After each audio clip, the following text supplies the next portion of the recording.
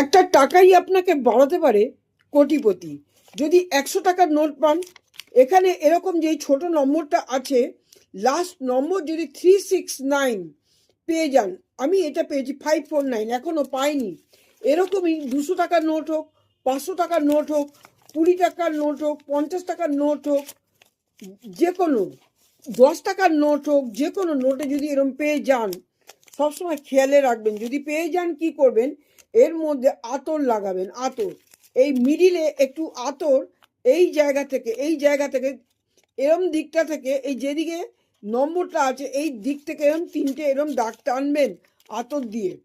দাগ টেনে আপনি এই মন্ত্রটা 11 বার বা 21 বার বলবেন।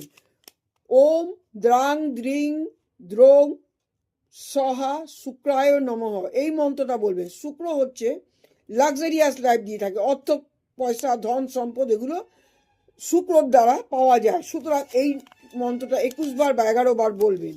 এবার আপনি টাকাটা কি করবেন, মুড়িয়ে কোনো প্লাস্টিক বা কোনো কিছুতে ভরে আপনার ব্যাগে আলাদাভাবে রাখবেন।